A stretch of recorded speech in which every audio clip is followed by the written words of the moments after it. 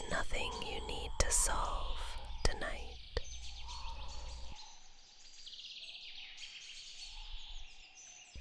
No answers to search for. No destination waiting at the end of this path. Only the quiet company of an old forest and the gentle rhythm of your own breathing. Take one slow breath, and as you exhale,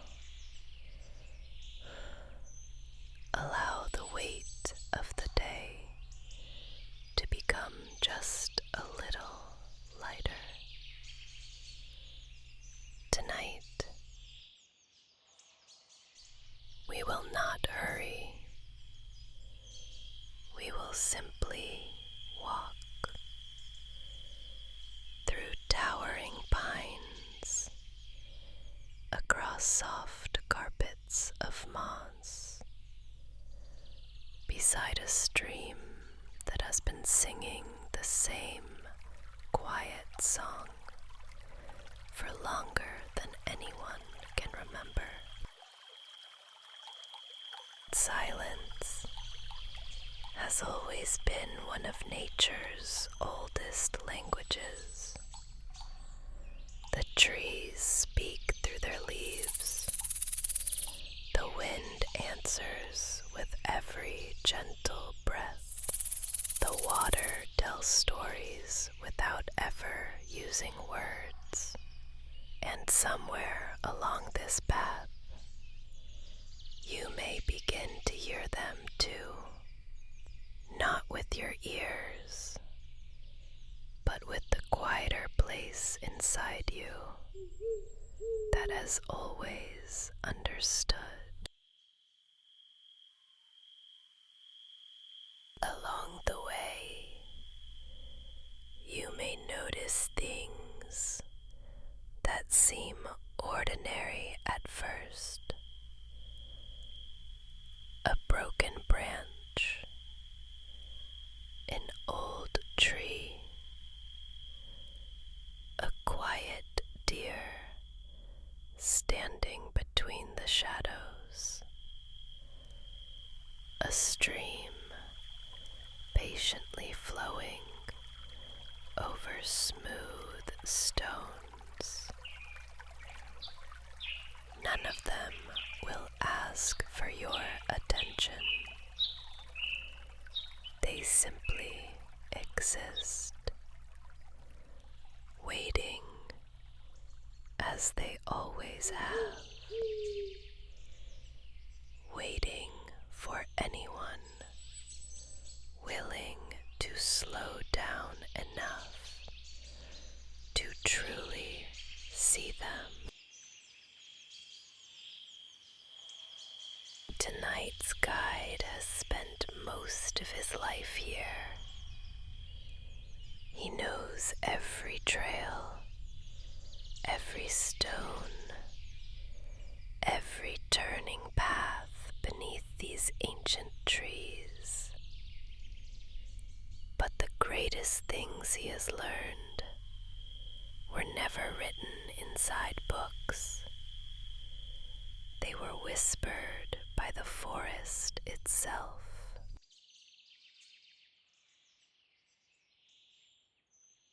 So let your breathing become slower. Let your shoulders soften. And if your thoughts begin to wander, that is perfectly all right. There is nowhere else you need to be. Only here, only now. Our story begins long before the village awakens, before the first window is opened, before the first loaf of bread is placed inside the baker's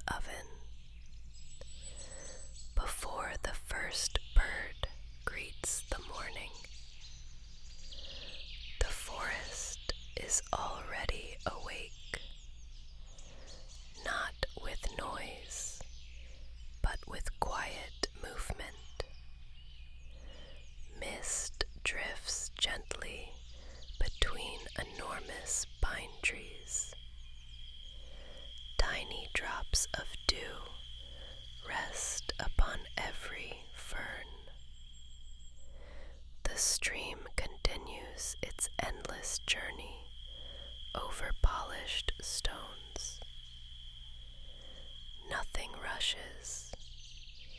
Nothing competes. Every morning, before anyone else entered these woods, one man quietly walked beneath these branches, always alone, always at the same hour. His footsteps were slow, never because he was weak, but because he believed that the forest revealed more to those who refused to hurry. His name was Silas. Those who lived in the nearby village often said he knew every path through the forest. Children believed he could walk these woods with his eyes closed. Hunters trusted him whenever fog covered the hills. Travelers searched for him whenever they feared becoming lost. But those who knew Silas best understood something different.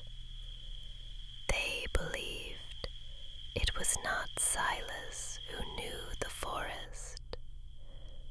It was the forest that had quietly come to know him. Morning after morning, year after year, season after season, Silas returned, never asking the forest to become something else, never expecting it to explain itself. He simply walked, as though every step was already enough, as though every breath already belonged exactly where it was. And on this particular morning, without knowing it, two travelers were already making their way toward the old forest, searching for a guide.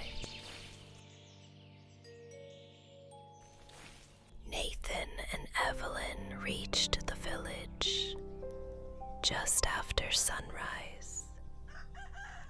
A light mist still rested above the rooftops. Beyond the last cottages, the ancient forest stood quietly. It was larger than either of them had imagined.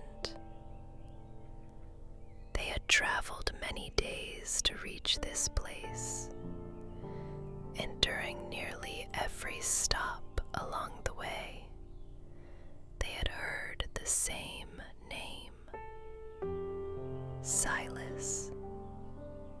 Some called him the finest guide in the region.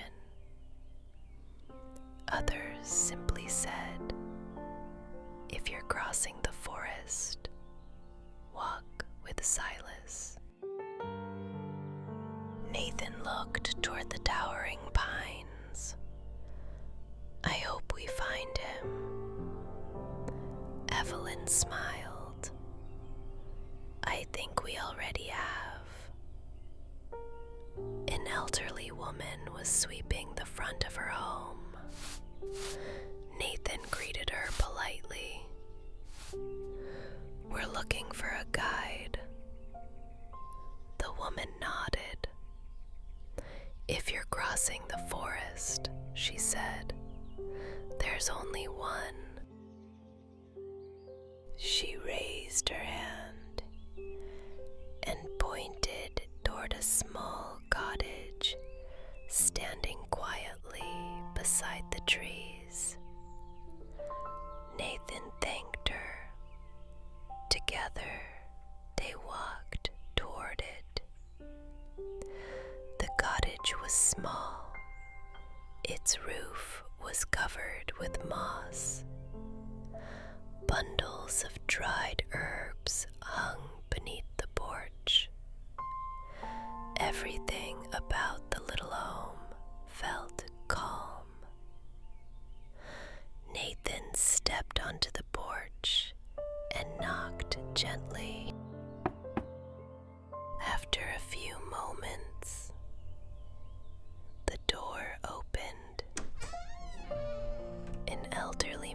Nathan stood quietly in the doorway. His silver-gray hair rested upon his shoulders. His weathered face was calm. His gray-blue eyes moved from Nathan to Evelyn. Neither of them spoke. Nathan removed his hat. "We've been told. You're the man who knows these woods." Silas smiled softly. "I know the paths." Nathan explained that they wished to reach the northern valley. He had heard the forest was easy to lose yourself in. Silas listened without interrupting. When Nathan finished, Silas looked toward the forest. For a long moment, he said nothing. Then he spoke. "We leave tomorrow, at first light." Nathan seemed surprised to learn that they would not enter the forest until the following morning. Silas calmly explained that the forest was best entered before the world became noisy. There was something in the old man's voice that made the decision feel final. Nathan glanced toward Evelyn. She answered with a small nod, letting him know that she agreed. They would be ready before sunrise. Silas pointed toward the village inn and advised them to rest. The forest would still be waiting for them when morning came. With a quiet smile, he stepped back inside. The wooden door closed gently behind him. Nathan remained silent for a moment. He had expected their guide to be someone very different. Evelyn looked once more toward the little cottage. To her, Silas seemed to be exactly the guide they had been searching for. That evening, the village slowly grew quiet. Nathan soon fell asleep. Evelyn remained awake just a little longer. She opened her journal, and beneath that day's date, recorded that the following morning they would enter the whispering forest. Then she closed the journal, blew out the candle, and settled into the darkness. Beyond the sleeping village, the forest waited.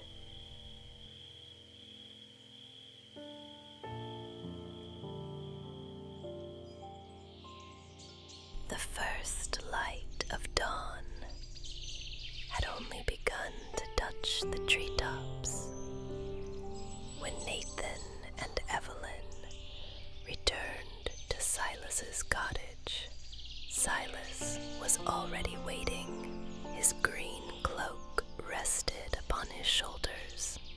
His oak staff stood firmly in one hand. He greeted them with a quiet nod. Then, without another word, he turned toward the forest. Nathan and Evelyn followed. The path was narrow and still damp from the night. Behind them, the village slowly disappeared into the morning mist. No one hurried. Silas walked at an even pace, as though the forest itself himself had chosen it.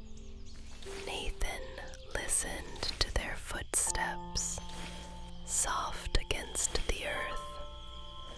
The deeper they went, the quieter the world became.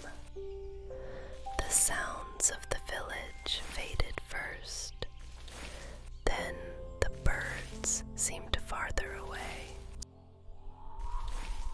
Only the wind remained, moving gently through the pines. As they walked, Nathan wondered whether anyone lived this deep within the forest. Silas seemed to understand the question even before it was spoken. With a faint smile, he reminded them that the forest was already home to deer, foxes, owls, and to anyone patient enough to listen. Nathan smiled quietly, and the three of them continued deeper among the trees. After a while, Silas suddenly stopped. Nathan nearly walked past him. Evelyn noticed first what had caught his attention. Beside the trail lay a broken branch. It was thick, dark with age, and covered in soft green moss. Nathan studied it and thought it must have fallen during a storm. Silas gave a small nod. Then he knelt beside the branch, not with sadness, but with quiet respect. With one hand, he gently moved aside a layer of pine needles. Beneath the fallen wood, tiny green plants had begun to grow. Their leaves were small and pale in the morning light. Silas pointed toward them and explained that when the branch still belonged to the tree, very little light had reached the ground. Nathan looked upward. The old pine still stood above them, tall, strong, and silent. Silas turned his attention back to the new growth. He explained that when the branch had fallen, the light had found another path. Evelyn watched the small leaves closely. Silas rested one hand upon his staff and reminded them that nothing in the forest called this a failure. The tree did not hide what it had lost. The ground did not reject what had fallen. The forest simply made room. Nathan remained quiet. He had expected Silas to teach them about direction, about dangerous paths, about crossing rivers, or finding shelter. Instead, they had stopped beside a broken branch, and somehow it felt important. Evelyn opened her journal. For a moment, she held her pencil above the page. Then she closed the book again. Some things did not need to be written immediately. Silas slowly stood. He looked once more at the branch, then at the light resting upon the new plants. He explained that broken things did not always need to be repaired. Sometimes they only needed to be accepted. The meaning settled quietly between the trees. Nathan looked at the fallen branch again. It had not returned to the tree. It had not become what it once was. And yet, life had continued around it. New leaves had opened. Moss had covered the rough wood. Sunlight had reached the earth. Silas turned back toward the path. Without another word, he began walking again. Nathan and Evelyn followed. Behind them, the branch remained exactly where it had fallen. Above it, morning light continued to pass through the open space. And beneath it, something new had already begun. The forest became quieter with every step. The morning sun climbed a little higher, but only a few rays managed to reach the forest floor. The ancient pines stood farther apart now. Between them, great stones rested quietly beneath the trees. Some were taller than Silas. Others seemed almost hidden beneath thick blankets of emerald moss. Nathan had never seen stones quite like them. They looked less like rocks and more like something that had always belonged there, as though the forest itself had slowly wrapped them in green. Silas slowed his pace. He rested one hand gently upon the nearest stone. The moss looked delicate, almost fragile, yet it had covered the rough stone so completely that only its shape revealed what lay beneath. Nathan wondered how many years it had taken. Perhaps hundreds, perhaps even longer. Silas brushed his fingertips lightly across the soft moss. Not enough to disturb it, only enough to feel its quiet presence. He explained that the stone had never searched for the moss, and the moss had never searched for the stone. Season after season, rain after rain, winter after winter, they had simply remained together. Time had done the rest.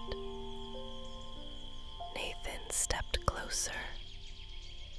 From only a short distance away, the stone was almost impossible to see. Everything appeared soft, peaceful, green. The rough surface beneath had almost disappeared from view. Silas quietly observed that time has has a way of covering many things, not to erase them, but to change the way they are seen. Nathan continued studying the stone.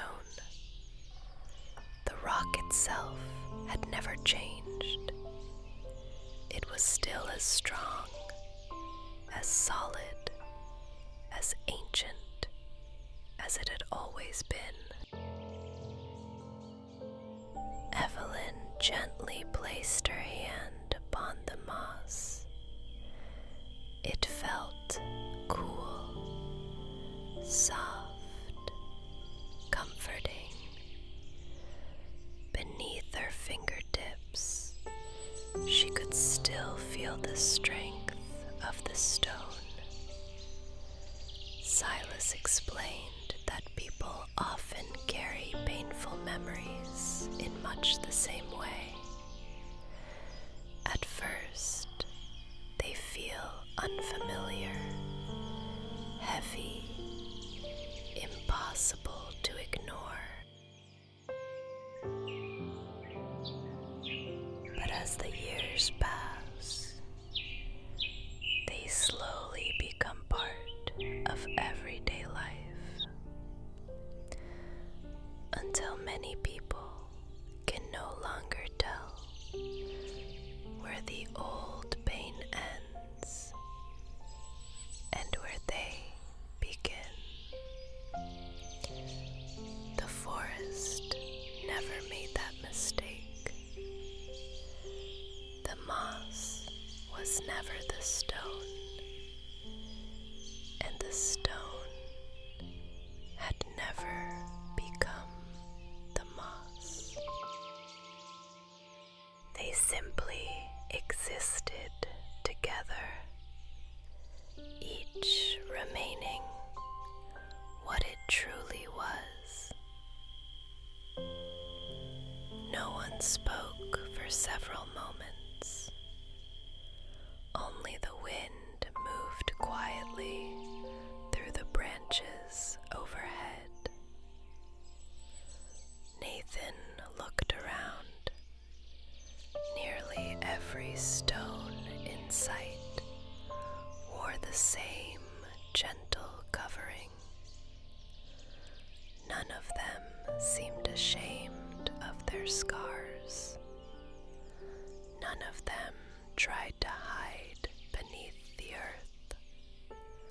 They simply remained exactly where time had placed them. Silas gave the stone one final glance.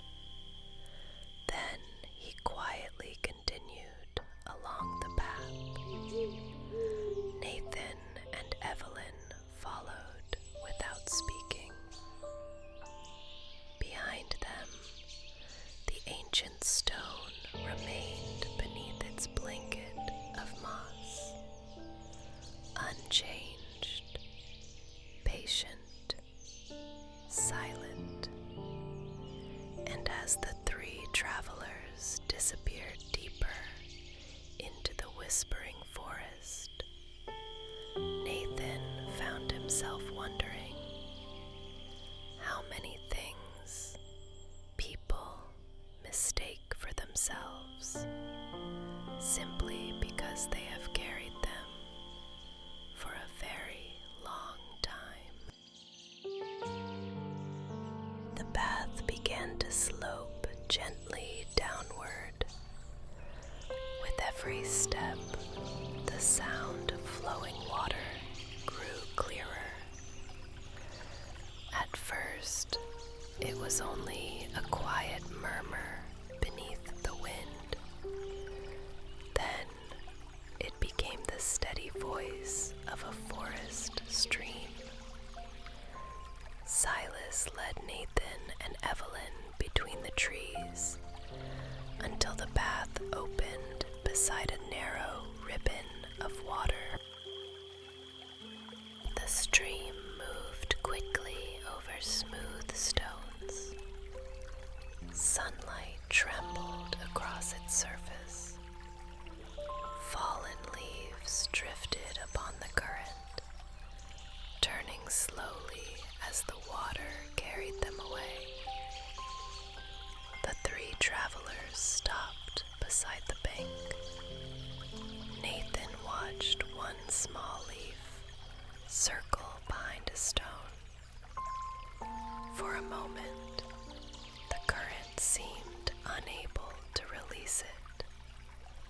The leaf turned once, then twice. Then the water found another way around the rock and carried it forward. Nathan continued watching until the leaf disappeared beyond the bend. Silas rested both hands upon his walking staff. He allowed the stream to explain itself before offering any meaning of his own. The water did not choose which leaves entered it. It received whatever fell from the trees. Some leaves traveled only a short distance. Others remained caught between stones until the current grew strong enough to move them. Yet the stream never tried to keep them. It carried each one for as long as it could, and then released it. Evelyn knelt near the water.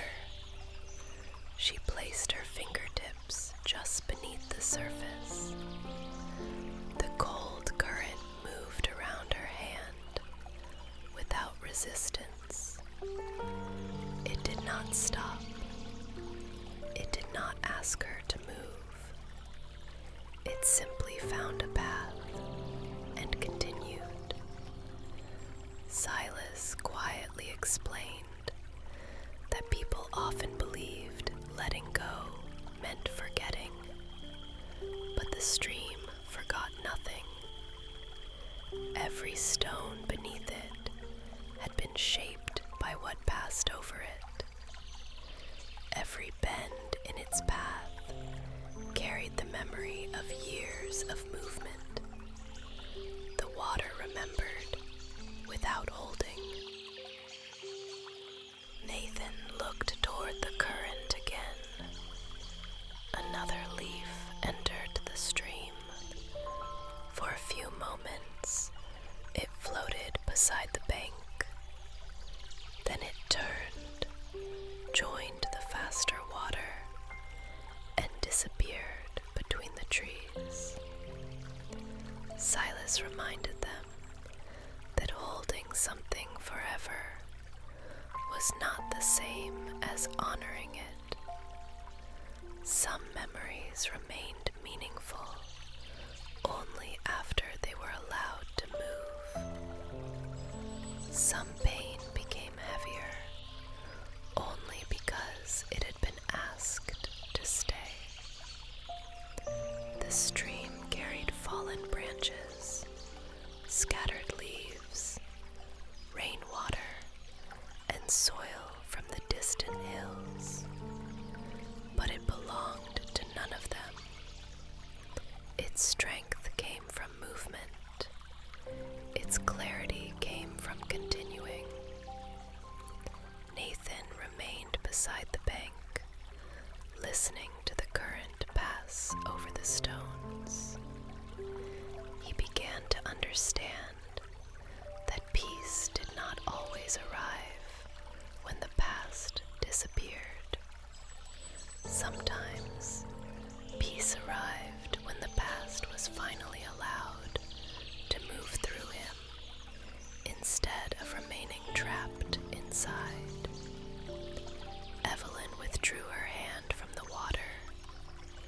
Small drops rested upon her fingers. One by one, they slipped away. She watched them fall without trying to keep them. For several quiet moments, no one moved. The stream continued beside them, patient, clear,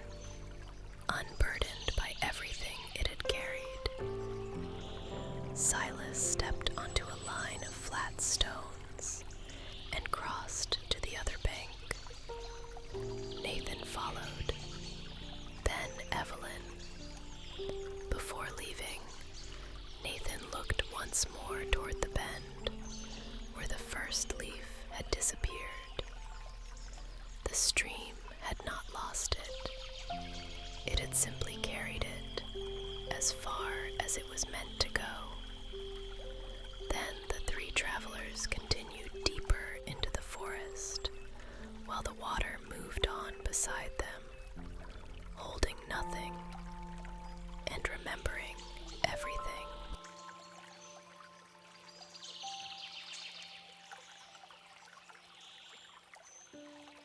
The stream slowly disappeared behind them. Its gentle voice faded until only the wind remained. The forest began to climb once again. The path became narrower, older, quieter. For a long while, none of the travelers spoke. Beyond the pines, Nathan noticed a tree unlike any they had seen before. It stood alone upon a gentle rise. Its trunk was immense. Its branches stretched in every direction. Time had carved deep lines into its bark, yet it remained strong, silent, unmoving. Silas walked toward it as though greeting an old friend. He rested one hand upon its weathered bark.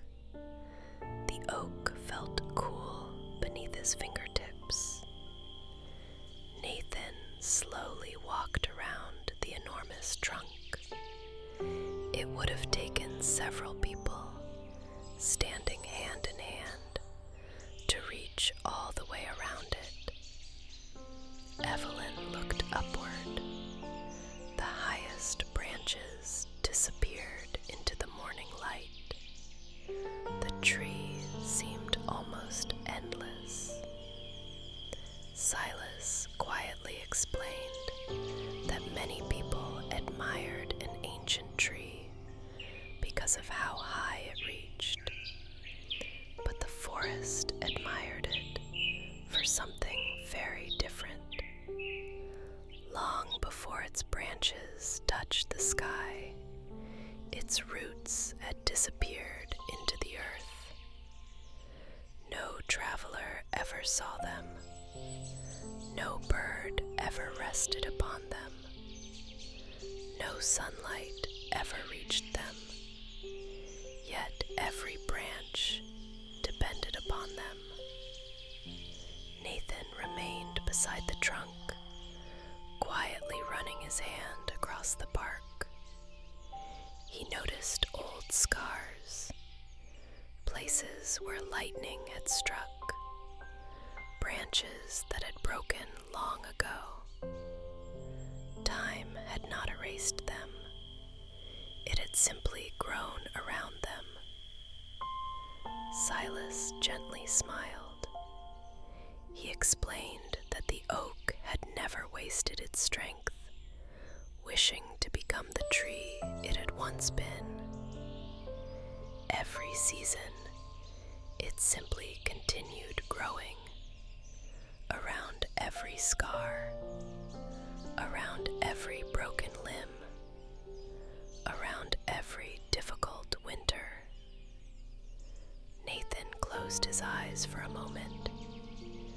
A cool breeze moved softly through the branches above.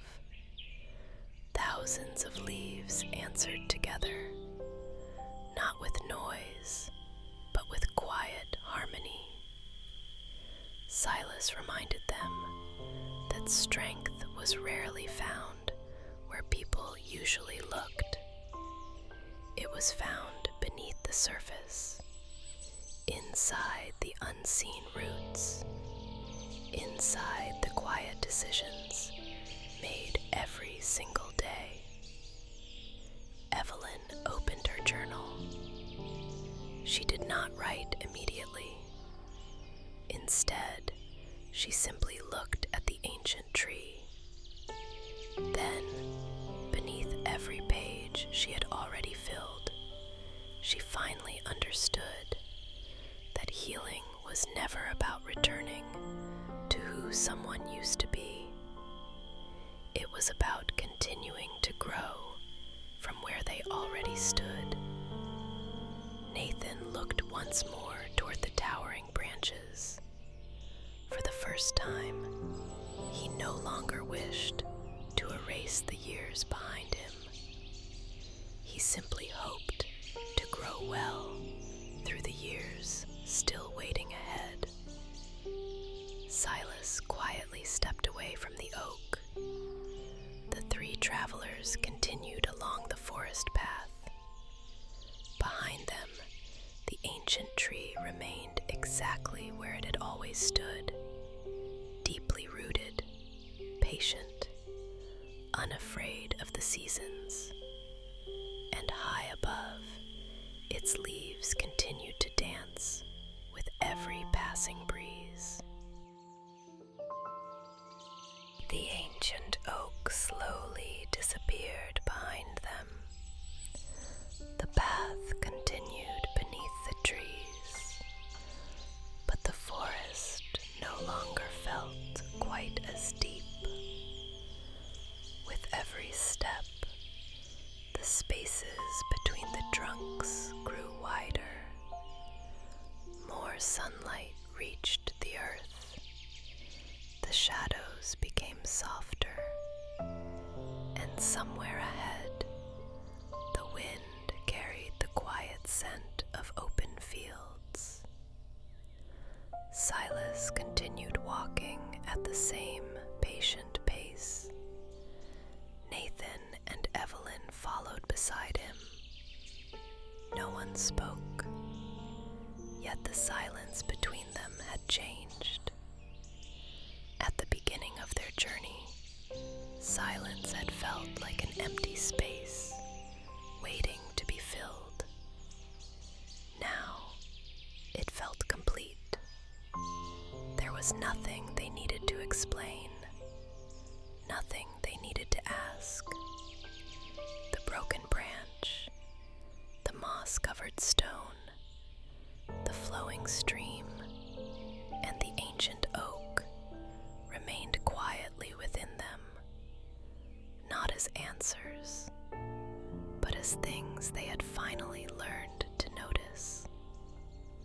The path curved gently between two tall pines. Beyond them, the forest opened. A wide valley stretched beneath the morning sky.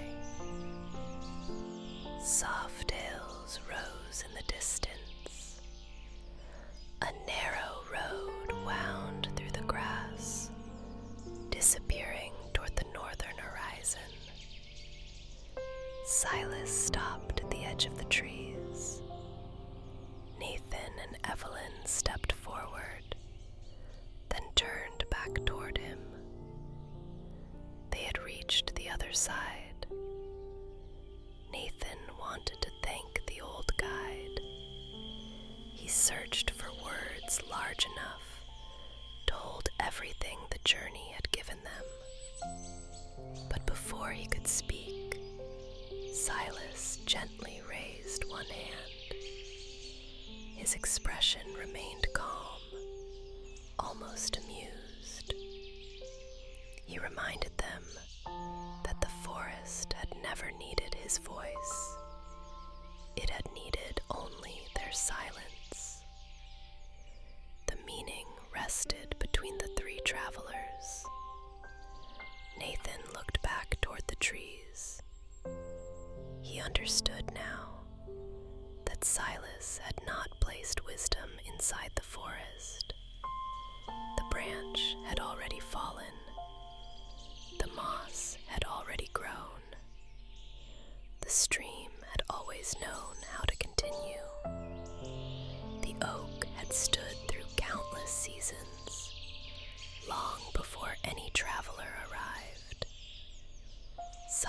Silas had simply taught them how to look. Evelyn opened her journal for the final time. The pages were filled with small observations, unfinished thoughts, and quiet questions. She turned to a clean page. For a moment, her pencil remained still. Then she wrote only one sentence. They had believed they were crossing the forest, yet somehow the forest had been crossing through them. Evelyn closed the journal. She held it gently against her chest. Nathan offered Silas a quiet nod. No further thanks were needed. Some gratitude was better carried than spoken. Nathan and Evelyn turned toward the valley. Together, they began walking along the narrow road. Their destination still waited somewhere beyond the hills, but they no longer moved as though the road itself were something to overcome. Their steps were slower now, more certain, and for the first time in many years, Nathan did not feel chased by everything behind him. He allowed the past to remain where it belonged, not forgotten, not denied, simply carried differently. Behind them, Silas watched until the two travelers became small figures in the distance. Then he turned back toward the trees. He entered the whispering forest alone. The shadows welcomed him. The wind moved softly through his silver hair. His oak staff returned to the familiar rhythm of the path. Before long, he passed the broken branch once more. Morning light still rested upon the small green leaves beneath it. Silas did not stop. He did not need to. The lesson had already been given. The forest had already been heard. And somewhere, beyond the distant hills, two travelers carried its quiet voice with them. Some journeys lead us toward unfamiliar places. Others lead us home. Not always to the home we left behind, but to the one that has been waiting quietly within us all along.